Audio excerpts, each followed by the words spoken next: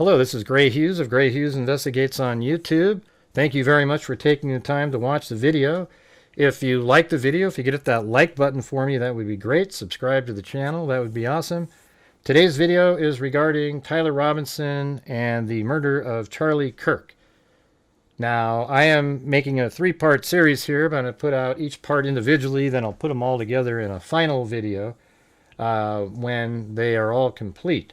But this one is part one, where it goes through in the documents a week prior to Tyler Robinson showing up, and I use the probable cause document, the warrant, etc., and I have the screenshots of the text on the screen indicating different elements. All right, so when you're watching the video, when you see the screenshots of text, that's where they came from. So let's get started on the video right now. Let's start off by pointing out that Turning Point USA on August 27, 2025 put out a social media post indicating that on September 10th that Charlie Kirk will be speaking at Utah Valley University.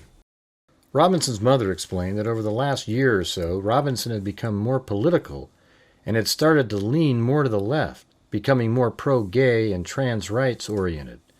She stated that Robinson began to date his roommate, a biological male, who was transitioning genders. This resulted in several discussions with family members, but especially between Robinson and his father, who have very different political views. In one conversation before the shooting, Robinson mentioned that Charlie Kirk would be holding an event at UVU, which Robinson said was a stupid venue for the event.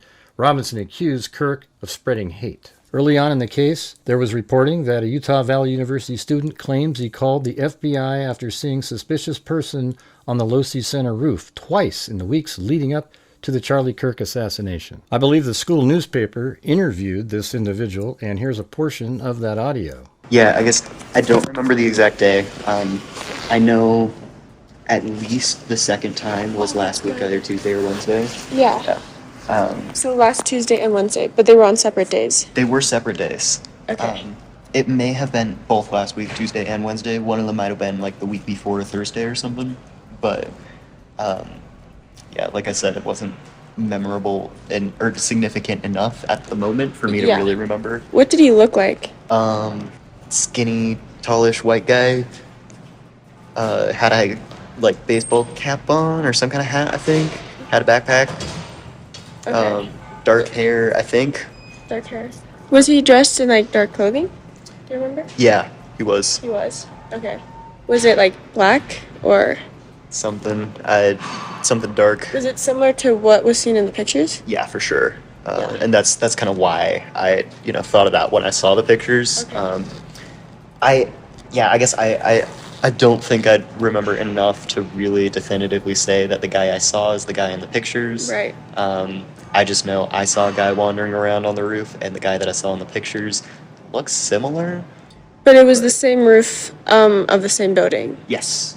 Well, I don't know exactly because it's the computer science building has this long concourse that connects to the Losi Center. Yeah. My bet would be that that's how the shooter got onto the Losi Center roof, because that's one of a few ways I know of. I guess there's also a ladder on the other side. As in that's how he got on yesterday or last week? Oh, well, last time I saw it and he came off of there. Okay, and you said he like jumped over the fence? Yeah, there's kind of a railing around. There's this like concourse sticking out from the CS building that people are actually supposed to be allowed to walk on. Okay. And he walked over that railing and started wandering around the ledge.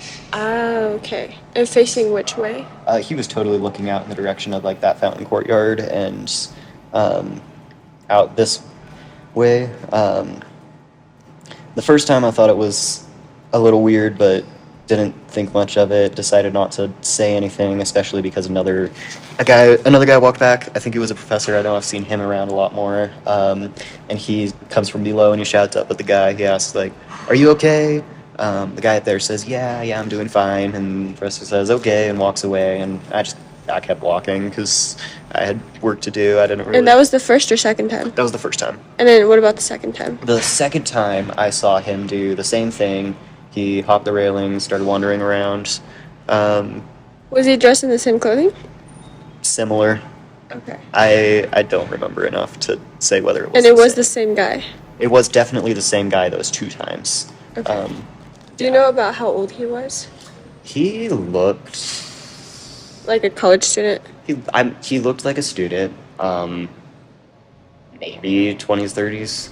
Also in the charging document is a conversation between Twiggs and Tyler Robinson.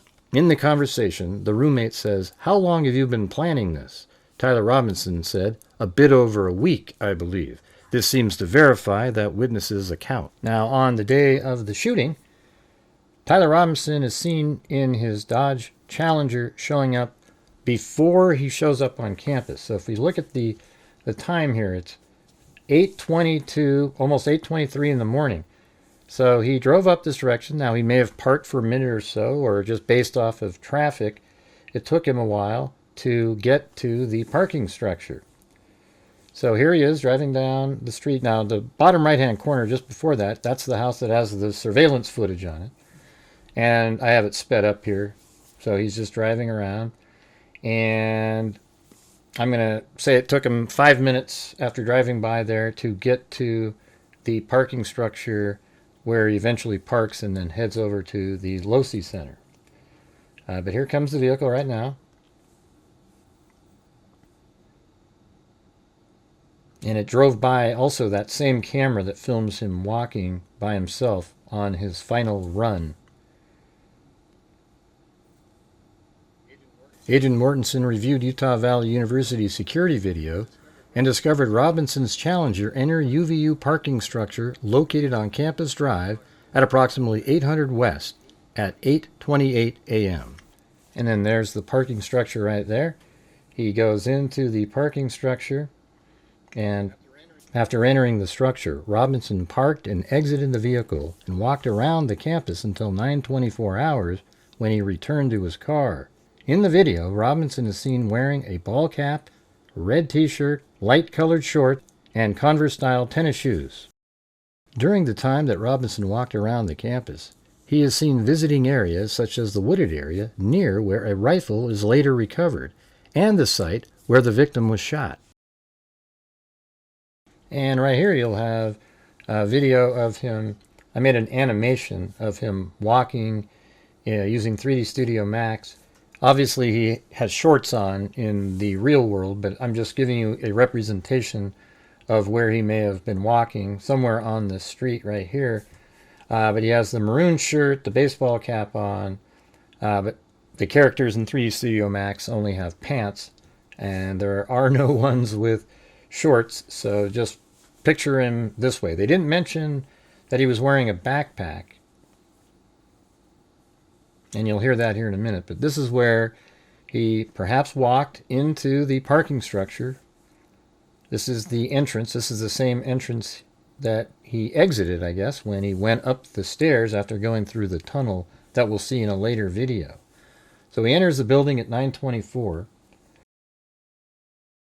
Robinson leaves the parking structure in his vehicle at approximately 9:32 a.m. hours and traveled northeast from the campus, which is the direction from which he is later observed walking towards the campus prior to the shooting. Now we see Tyler Robinson in his Dodge Challenger. He is heading up to 800 South. He's going to turn right, and then eventually he ends up on 600 West, I believe. And in this video, I actually have him slow down and so forth at lights. This is also using 3D Studio Max and a 3D model of the entire UVU campus area that is significant in what we are discussing. So after the vehicle stops there for a moment, it takes off and starts moving. Now, if you have a big screen TV or a cell phone, whatever, you can just zoom in and watch the vehicle. It'll be probably slightly blurry doing that. But here comes the vehicle. It's now passing. It just passed the area right now where a camera across the street is likely going to pick him up. And that shows that he's sort of in that general area, especially since you see him walking a little bit later. Now, I think he parks the car here in a moment in a very good location. This is on 600 West. And I think that this area right here would be a perfect location for him to have parked. And I think that would be right around 9:36.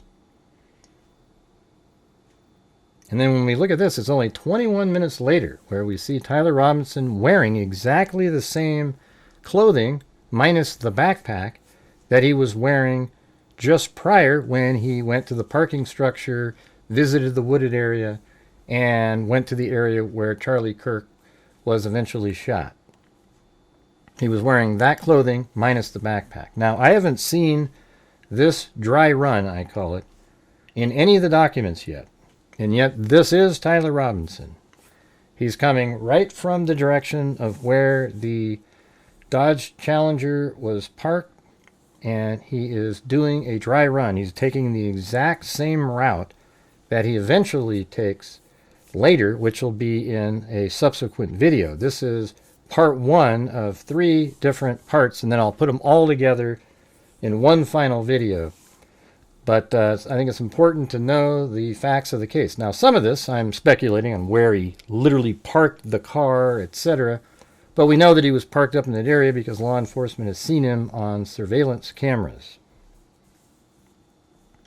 Now, right when he gets down to the end of this little curve right here, or the beginning of the curve, I guess, I switch over to a 360-degree camera. So this is right where that location is. And he's walking down the street. And I have it at 150% speed just for saving some time on the video. But this is the precise walk that Tyler Robinson made on his dry run. Now, I think his final walk may have started closer to 800 South. This is just his first dry run trip. Now, he may have actually taken this whole exact route the final time, but he wasn't seen walking on that same camera footage or surveillance footage that we just were looking at when he was wearing the maroon shirt, the shorts, the backpack, the hat, and glasses.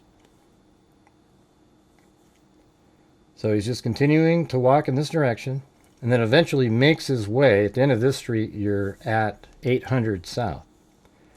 Now, right in this area, we'll later discover in one of the subsequent videos, this is the portion right when the camera turns to the right. Right there, that house filmed the Dodge Challenger parked very early in the morning on the 11th. Now, just after midnight and a little bit around 1 o'clock. We'll get to the precise details later, but that's when he took off and went back home. So right now it's 10:01, and I timed this all out. That's why I know with my shadow analysis videos that I made that it wasn't 8:08 when Tyler Robinson was seen walking in the neighborhood on surveillance footage using the same camera that TMZ put out there, or at least the house over from where TMZ used. People were saying that was 8:07, 8:08. I think Candace Owens put that out there. It might have been reported elsewhere, but it was actually 10:07 or 10:08. Now I have a running clock down here. It's also keeping up with the 150% speed. And in a moment here, we should be reaching 800 South. It's about a 10-minute walk from the first surveillance shot to where we see him again later. Now, with a rifle in his pants, the walk would obviously be a little bit slower.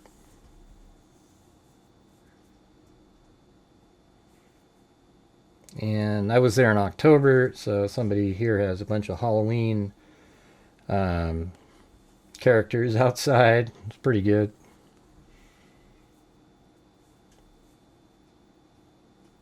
And just off to the right before I got to that Halloween house, there's a street right there, and I think that might be where he moved the car just prior to his final run. And then he could just walk right back out onto this street right here with the gun down his pants and then turn left.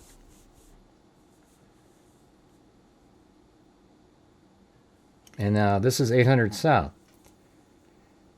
And momentarily we'll pass the area where we've seen Tyler Robinson walking with his dark outfit on, the pants, you know, his final run where he's literally going to commit the homicide.